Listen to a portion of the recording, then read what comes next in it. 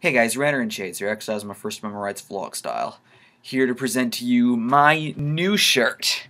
My Anthrax shirt that I got when I saw them live last night in the city for the Metal Alliance tour, which also featured Exodus, Municipal Waste, Shadows Fall, and Holy Grail.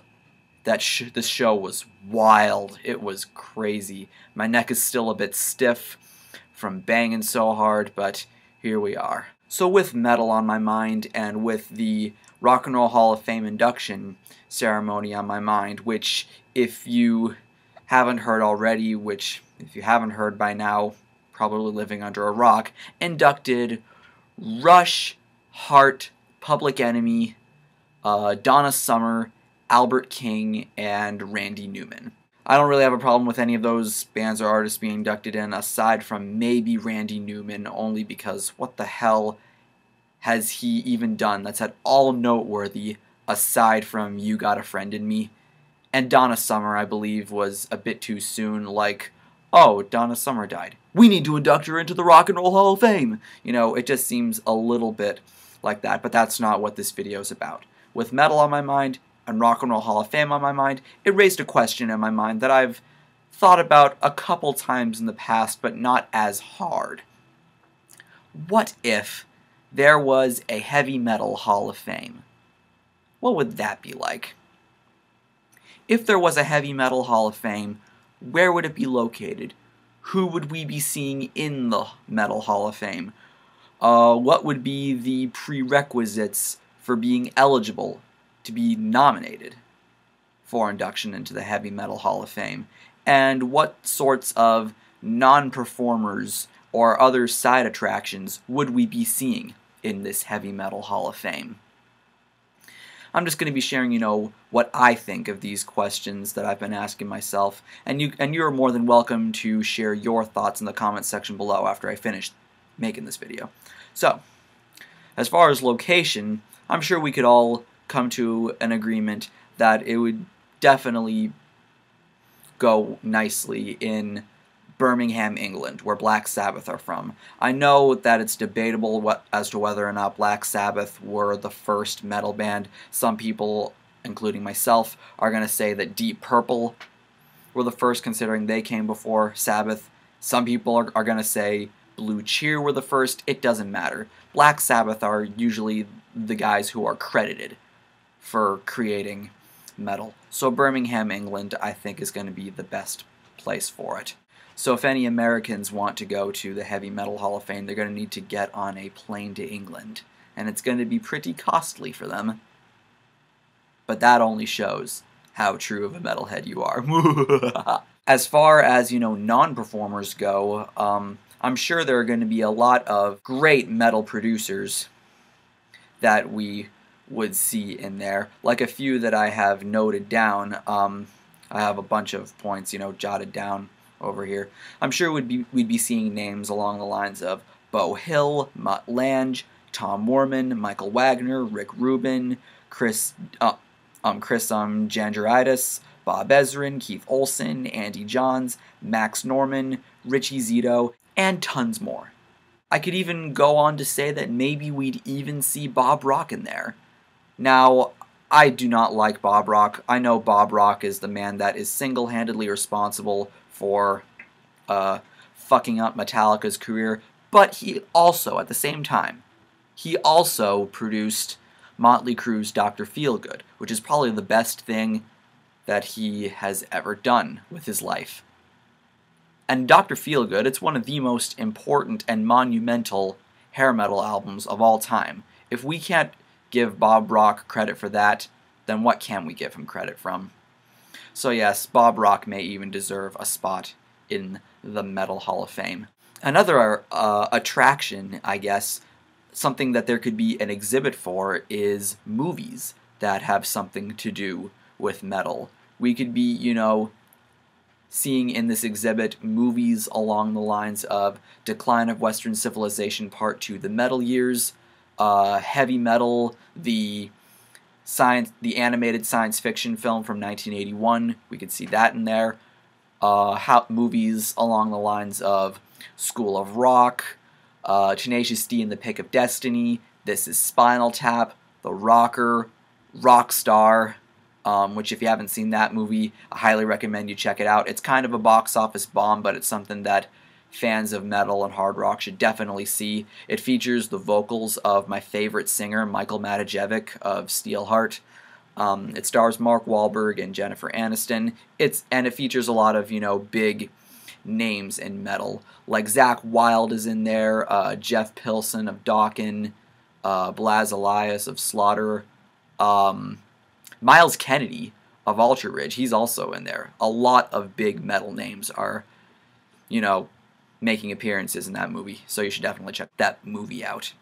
And also, another movie that I'm not sure a lot of people have heard of, Airheads, which is a comedy that came out in 1994 and stars Adam Sandler, Steve Buscemi, and Brendan Fraser. And it's about, a band that takes a radio station hostage because they won't play their song on their station. You should check that movie out too.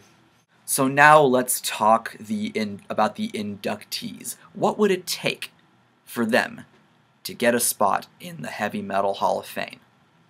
Well, with the Rock and Roll Hall of Fame, the year of eligibility is 25 years after the release of your first album. And as far as timing goes, I'd say that would work too for the Heavy Metal Hall of Fame.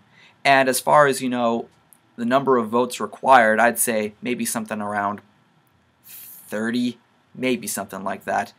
But here's the twist that I thought of. You need to nominate 2 bands from each of the metal subgenres. Each of them. So if you can't think of any bands for a specific genre, then you'll think of something. It'll probably be like, an influence, depending on if, the genre was really active at the time. Like, you weren't really seeing a lot of alternative metal in the early to mid-'80s. It didn't really come out until Jane's Addiction debuted in the late 80s. So you'd have to think of bands to nominate, and once all the polls come in, there's this big roundtable discussion. They come to an agreement as to whether or not it's a legitimate vote, if the nomination for the specific subgenre counts. So there's going to be that roundtable discussion too. So 2 from each subgenre. That's definitely fair. Now, 25 years, let's think about that. 20 years ago this year was 1993. Hey, the year I was born. I have pulled up here on Wikipedia an article called 1993 in Heavy Metal Music. It just lists a bunch of albums that were released. These are definitely names we would be seeing there already at this time. And I'm only going to read off the band names that I know. And I already know, with some of the names I'm going to read off, people are going to say, oh, well, they aren't a metal band, so this should be called the Heavy Metal and Hard Rock Hall of Fame. We'd be seeing a bunch of angry letters from angry metalheads about this, and I think it's going to be something pretty funny to laugh at, just like the reaction back in 1989 to Jethro Tull winning the Best Metal record, beating Metallica's and Justice for All. That I thought was hilarious as hell. But anyway, let's read off the names I know. Okay. Accept, when they released Objection Overruled. Aerosmith, when they released Get a Grip. Annihilator with Set the World on Fire. Anthrax with Sound of White Noise. Believer with Dimensions. Billy Idol with Cyberpunk. Cannibal Corpse with Hammer Smashed Face. Carcass with Heartwork, Crowbar with their self-titled, The Cult, but that looks like a compilation album, but we'd still be seeing The Cult in there. Dark Throne with Under a Funeral Moon, Death with Individual Thought Patterns, Deep Purple with The Battle Rages On, Def Leppard with Retroactive, Europe, but that's a compilation, but we'd still be seeing Europe in there if they haven't gotten in already. I Hate God with Take As Needed for Pain, Fight with War of Words, Halloween with Chameleon, Infectious Grooves with Sarsipius Arc, Kiss with Alive 3, Living Color with Stain, Tony McAlpine with Madness, Melvins with Houdini, Metal Church with Hangin' in the Balance. That's a box set from Metallica. We'd definitely be seeing them in there, the first chance that they're eligible. Morbid Angel with Covenant, Monster Magnet with Superjudge, Motorhead with Bastards, Mr. Big with Bump Ahead. It lists Nirvana releasing In Utero. I don't think they deserve a spot. If you want to let them in, be my guest. See how many people react negatively to that. Overkill with I Hear Black, Primus with Pork Soda, Poison with Native Tongue, Rush with Counterparts, Sabotage with Edge of Thorns, Scorpions with Face the Heat, Sepultura with Chaos AD, Steve Vai with Sex and Religion. Speaking of Steve Vai, Joe Satriani should be listed here. He released Time Machine in '93. Tool with Undertow, Uncle Slam with Will Work for Food, Unleashed with Across the Open Sea, Van Halen, that's a live album, live right here, right now. Vince Neil with his first solo album, Exposed. Violence with Nothing to Gain, Voivod with North Degree 8, The Outer Limits, and X-Japan with Art of Life. There's many more that came out in '93 that would make a band eligible if they aren't eligible already. But we'd be seeing bands like those in. Something else I should probably bring up is that, certain artists are eligible for multiple inductions, just like in the Rock and Roll Hall of Fame. We'd be seeing Ozzy in twice, both as a member of Black Sabbath and as a solo artist. Same with Dio. He'd be able to get in 4 times, actually, as a member of Elf, as a member of Rainbow, as a member of Black Sabbath, and as a solo artist. And when the time comes, as a member of Heaven and Hell, too. Oh, forgot about fucking Hearing Aid.